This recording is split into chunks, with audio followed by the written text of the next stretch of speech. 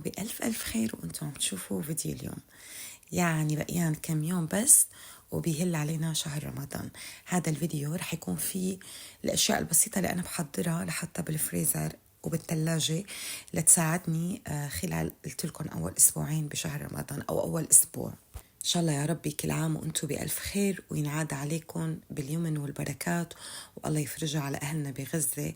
والله غصة كبيرة إنه يقضوا شهر رمضان بهالشكل، الله يفرجها يا رب. أول شغلة عم بعملها بالفيديو إني عم بعصر الليمون. جبت ليمون كتير، وبما إنه اجت العروسة الحلوة اللي رح تساعدني بعصير الليمون، عادة بعصره على ايدي، والله حتى مستحيل يعني اقضي يجي رمضان ما اكون عاصرت لي انيتين ليمون لو على ايدي. هالمرة الحمد لله ساعدتني العصارة. هذا الليمون بقى بستخدمه بالطبخ والسلطات، وكمان اذا بدي اعمل ليمونيد بضربه بالخلاط مثلا مع سكر او مع سكر ومي باردة، أو بعمله مع نعناع أخضر فبصير بولو.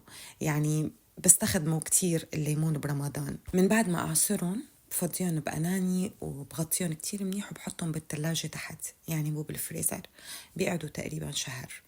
ما قدرت أحط بالفيديو كل شيء حضرته لرمضان لأنه طول مني الفيديو كتير. إن شاء الله بالفيديو القادم رح أكمل لكم، يعني رح أحط ما تبقى من تحضيرات الثلاجة رح حطهم مع تنظيف البيت. الفيديو القادم بتصور بإذن الله بينزل بكرة، رح يكون في تنظيف البيت وتحضيره لرمضان وزينة رمضان وهي القصص. ولسه لحد الآن ما حطيت منيو أول أسبوع، يعني جاري العمل على المنيو. بس أنا بدي منكم بهذا الفيديو تكتبوا لي، تتركوا لي تعليق وتكتبوا شو ناويين تعملوا أول يوم رمضان. لناخد أفكار من بعض، يعني مو بس أنا أخذ أفكار منكم، أنتوا تاخدوا كمان أفكار من بعض. تاني شغلة عم بعملها هلأ هي الحمص. أنا بحب أسلق حمص وحطه بالفريزر. يعني شي يوم ما عندي كتير أكل بعمل لي صحن فتة بعين السفرة، بيكون عندي بواقي فبعين السفرة. أنا ما بحب أبدا أرمي أكل برمضان، بحب ناكل كل شيء، بس بنفس الوقت أنا ما بدي سد نفس ولادي، يعني ما بدي أحط لهم أكل قديم مسخن يحسوا إنه هو كله نعمة كله نعمة. بس بتعرفوا أولادنا يعني ما رح نركب لهم عقل جديد، بساعد بقى السفرة بشوية سمبوسك، كم قطعة سمبوسك، صحن فتة من هالقصص.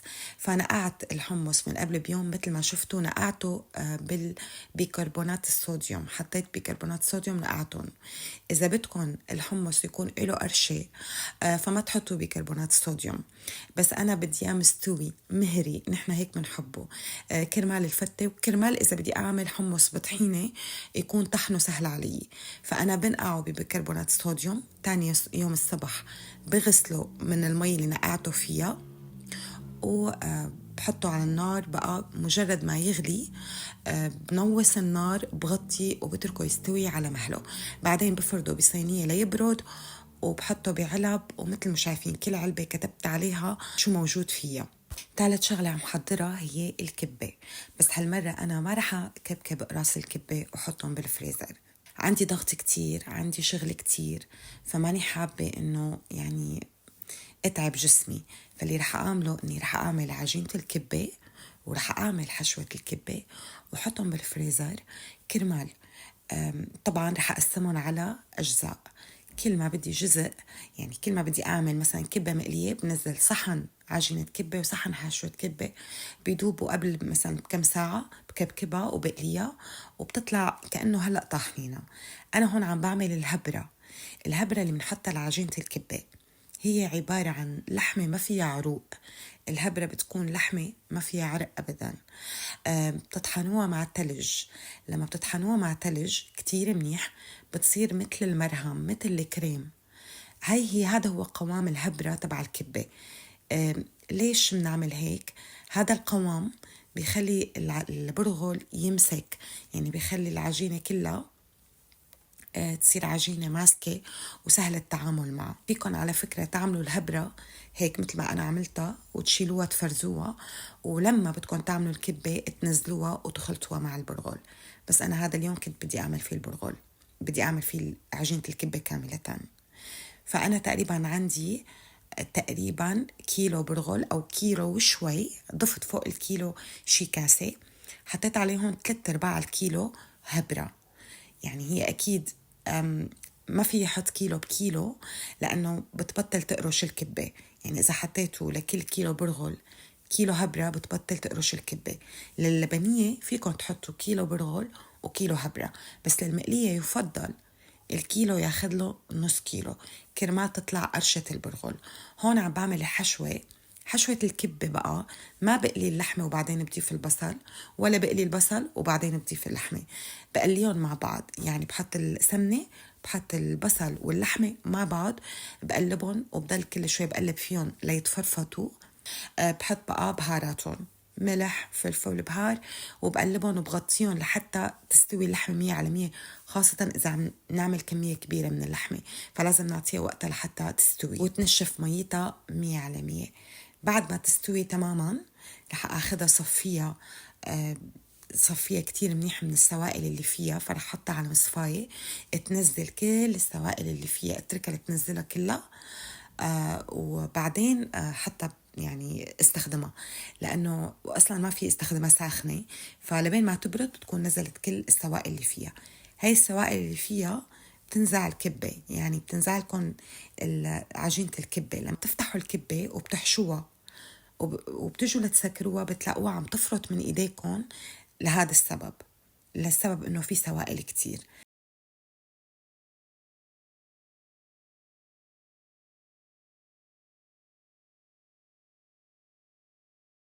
هون مثل ما شايفين أنا عم حطيت كيلو البرغل وحطيت عليه تقريبا شي كاسة إضافية. هدول أخذوا معي بالضبط تقريبا 5 كاسات مي. 5 كاسات مي من الحنفية عادي، ولا هي دافية ولا مي باردة. قلبتهم مع بعض بالمي تبعهم البرغلات وتركتهم هيك شي 10 دقايق. بعدين بقى هلأ عم قلب معهم البهارات اللي هن الملح، فلفل، بهار، وكمون. ما بعرف إذا بتحطوا كمون للكبة، بس يعني نحن بنحط كمون للكبة. بقلبها هلأ البرغل بقلبه مع البهارات لحتى ما يكون في قرنة فيه بهارات قبل ما أعجنه مع الهبرة. قرنة فيه بهارات وقرنة ما فيه بهارات. من بعد ما خلط البهارات معه رح أعجن مع الهبرة كتير منيح. أعجن أعجن أعجن لحتى أتأكد إنه الهبرة مسكت لي البرغل كله وصار هيك قطعة واحدة. بعده رح أضيف البصل. أنا هون حطيت تقريبا بصلتين قياس وسط. بعدين رح أبلش أفرمها على الماكينة. رح أفرمها أول وش وأعجنها كتير منيح، وأرجع أفرمها تاني وش، وأرجع أعجنها كمان مرة تانية، ومن بعدها ريحها شوي بالبراد قبل الاستخدام في حال كنت بدي كبكبها فوراً.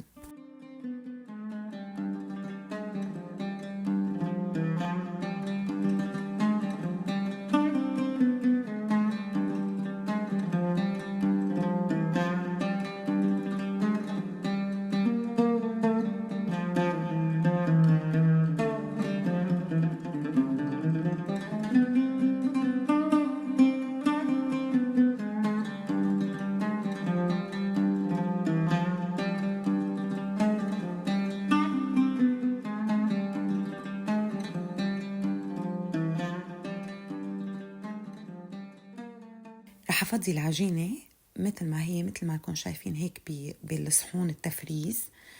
بدكن بالعلب، بدكن بالأكياس، يلي بدكن إياه. أنا اخترت يعني هذا النوع من الصحون زائد العلب.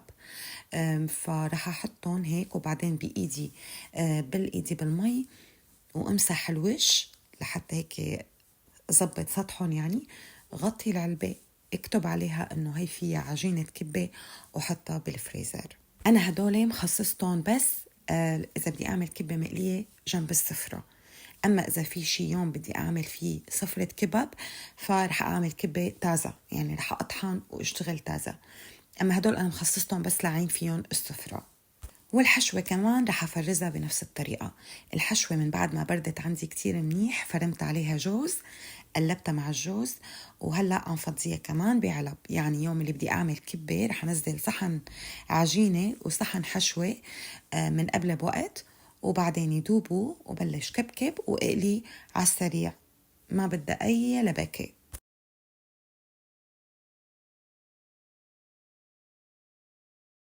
رح أبلش هلأ بالسمبوسك. رح أعمل بس سمبوسك جبنة، بما أنه على السفرة بدي أحط كبة مقلية وهي محشية لحمة، فما رح أحط كمان سمبوسك محشي لحمة.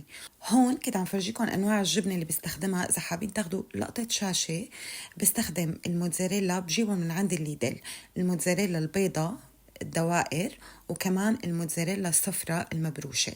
أول شي عم دوب عندي هدول تقريبا 4 معالق كبار زبدة، نزلت عليهم ب4 معالق كبار طحين. رح أقلبهم مع بعض لحتى يتحمصوا شوي، وبعدين انزل عليهم تقريبا بكاسة حليب وشوي، احتجت شوي كمان، يعني خلينا نقول كاسة وربع حليب، وقلبهم مع بعض ليصيروا مثل البشاميل قبل ما انزل عليهم بالجبنة. الموتزاريلا البيضة من قبل ما بلش اشتغل بالحليب فرفضتها بايدي لحتى يصير ذوبانها اسهل، بما انه هديك مبروشه الصفرة، فالبيضة فرفضتها بايدي. لهي الكميه احتجت 3 دوائر جبنة بيضة، موتزاريلا بيضة، واحتجت تقريبا خلينا نقول كاسة جبنة صفرة، كاسة جبنة صفرة مبروشة. رح نزلهم على مراحل. رح نزل أول شي البيضة وقلب قلب لتبلش تدوب. رح أملحها بمعلقة كبيرة ملح لهي الكمية، ومعلقة كبيرة حبة البركة. رح أقلبهم مع بعض كتير منيح لحتى تدوب الجبنة البيضاء 100% وتتخلط معها، يتخلط مع الملح وتتخلط مع شو اسمها حبة البركة، لأنه ما بدي قرنة يكون في حبة بركة وقرنة لا. رح أقلبهم كتير منيح. بس دابت ببلش انزل كمان بالتدريج بالجبنة الصفراء وقلب. هذا الحكي كله بتكون النار هادية كتير، يعني من لما مسك عندي البشاميل أنا نوصت النار على الآخر، خلي الجبنة تدوب على أقل من مهلها لحتى ما تعمل لي بقع بني. البقع البني هي حرق الجبنة بالزبدة، يعني بتبلش تحترق الجبنة، ما بتعمل شيء أبدا ولا طعمة ولا شيء، بس بيصير شكلها ما كتير لطيف. فنوصل النار على الآخر.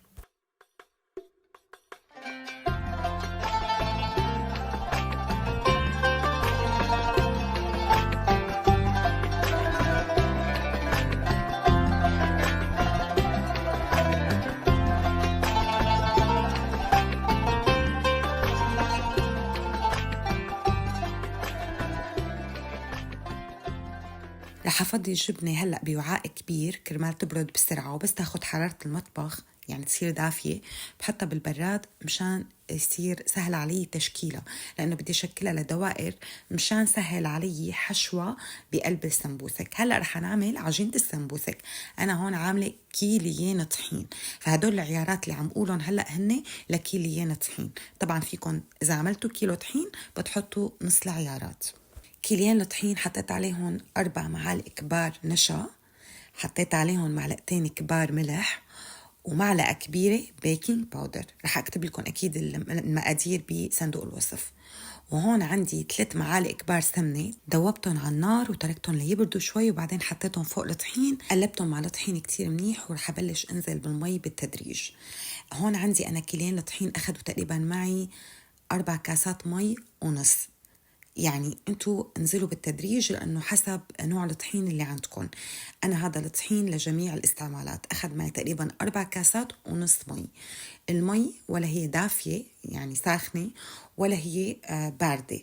المي الباردة بتخلي العجينة هيك تصير كتير قاسية معكم بالعجن وبتعذبكم، وما في داعي للمي الدافية كتير لأنه ما في خميرة أصلا. فمي عادية تكون حرارتها عادية. ورح أبلش أعجن أعجن أعجن لحتى تصير عندي عجينة ملساء. بما أنه ما فيها خميرة ما رح أتركها تختمر، رح أتركها بس ترتاح شي 10 دقايق قبل ما بلش أشتغل فيها.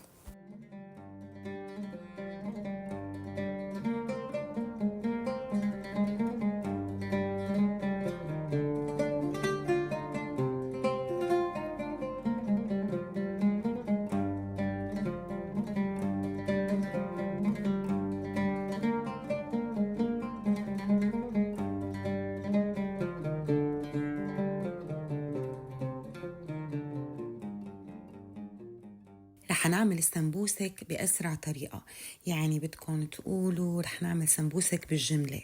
رح أخذ جزء من العجينة لأنه عندي العجينة كتير كبيرة، أنا عاملة كيلين طحين. ورح أمدها بالشوبك بمساعدة الطحين. كتير ناس بتخاف تستخدم ترش طحين وقت تكون عم بتمد للسمبوسك لأنه ببطل يلزق السمبوسك، بس بطريقتي أنا هي تبع الجملة رشوا طحين قد ما بدكم، لأنه بعدين رح خبركم كيف رح نلزقهم. كمان في نقطة إنه هاي العجينة فيكم تمدوها بدون طحين لأنه هي فيها سمنة، فما رح تلزق عندكم بالطاولة. بس سبحان الله الطحين كتير بيساعد العجينة إنه تصير تاخد وتعطي بالمد. خلي العجينة لا تكون سميكة فتطلع معنا السمبوسكاية معجنة، ولا تكون رقيقة كتير فتفك معنا، مو تفك بمعنى تفقع وتطلع الجبنة بقلب المقلاية. قد ما بقدر رح أعملها بشكل مربع مشان ما شرك بالعجين. هدول الجبنة اللي عملناها بعد ما بردت أنا كورتهم، ومثل ما شايفين عم مدهم بهي الطريقة على العجينة. شايفين تركت من فوق مسافة، هلأ بتشوفوا ليش، وعم حطهم واترك بيناتهم كمان مسافة. حأعمل هيك مسحة بالمي، بس مي، حأعمل مسحة بالمي هيك على الأطراف وكمان بين الجبنة، بين كل جبناية وجبناية، هيك بضمن انه العجينة مهما كنت راشة عليها طحين رح تلزق. بعدين رح اخذ طرف العجينة واطويها فوق الجبنات بهي الطريقة، وبلش بأصابعي فرق بين الجبنات اضغطوا كتير بقوة لحتى نلزق. شايفين كيف عم بضغط من الأطراف وبين الجبنة والجبنة عم بضغط كتير بقوة. طبعا هذا الضغط ما بكفي، لسه رح نقطعها. لما بنقطعها بالقطاعة سواء المزركشة أو القطاعة العادية كمان رح تسكر أكتر، بس أنا لسه للضمان بحب كمان سكرها بالشوكة. هلأ لو تبع اللحمة يعني ما كتير في خطر إنها تفقع أو تفتح بقلب المقلاية، بس تبع الجبنة بصراحة يعني ممكن هيك تغدر فينا، ولذلك إنه أنا بحب أعمل كذا ضمان. من بعد ما سكرهم كتير منيح رح كون محضرة عندي صينية مادة عليها ورق زبدة، ورح أصفهم بالصينية وباعد بيناتهم، يعني ما حطهم فوق بعض، حطهم جنب بعض، وبعدين دخل الصينية على الفريزر وأعمل الوجبة اللي بعدها وأرجع أضيفها على الصينية وحطها بالفريزر. هيك رح تتجمد كل وحدة لحالها. ساعتها من بعد ما تجمدوا فيني حطهم هيك فوق بعض وفرزهم. لو هلا مثل ما هن حطيتهم فوق بعض وفرستهم، لما رح اجي نزلهم رح الاقيهم عجين ملبس بقلب بعضه بس يذوبوا، او رح الاقيهم مجمدين كلهم هيك معانقين بعض ومجمدين، فاكيد صاروا للكب. فبهالطريقه انا بصفهم بالصينيه، بحطهم بالفريزر تقريبا ربع ساعه، بلاقيهم جمدوا، وساعتها بقى بتحطوهم بعلبه، بتحطوهم بكيس فوق بعض ورا بعض مثل ما بدكم، ما رح يأثر ابدا ابدا. أي شيء بدنا إياه يتجمد قطع، يعني بيكون عبارة عن قطع يتجمد بدون ما يلزق ببعضه، فلازم أول شيء نجمده كل قطعة لحال، بعدين نضبهم فوق بعض. على فكرة بهي الطريقة بيجمدوا البطاطا المقلية، طبعا إلها طريقتها أول شيء، بس بعدين بفرفتون بجمدون وبعدين بضبون بكيس. نفس الشيء الكبة. ما عليكم من الكركبة اللي وراي، أنا كنت وصلاني هون لطلوع الروح. تعرفوا طلوع الروح هذا، وما عملت الكبة قراص، يعني هذا الكبة ما عملت قراص. لو عملت قراص كنتوا اليوم خسرتوني، كنتوا اليوم يعني مستحيل كنت أقدر طلع عليكم. بس أكيد أنا لما خلصت نظفت المطبخ كله، لأنه حرام، يعني أنا تعبانة عليه ونظفته أولا. ثانيا تاني يوم الصبح عندي شغل كتير لسه سواء بالمطبخ أو بالبيت كله، فبدي فيه أشرب قهوتي على رواق.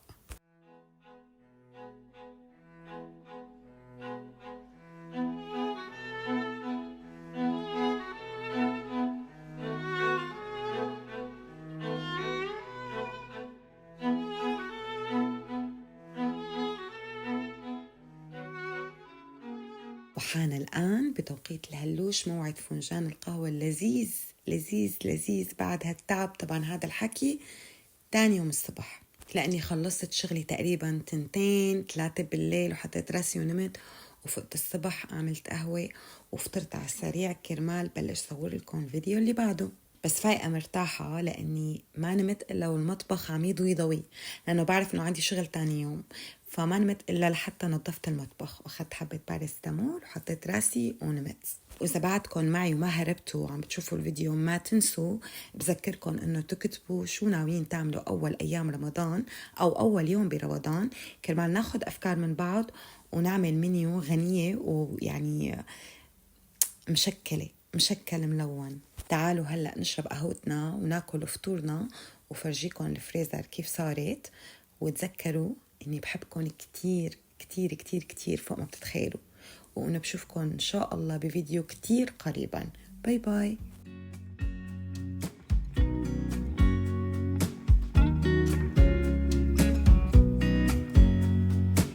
I know that I haven't been who I was. I am supposed to be the one you can trust. I feel so useless 'cause I let you down. I hope there's some way I can make it alright, 'cause I know that you deserve much more.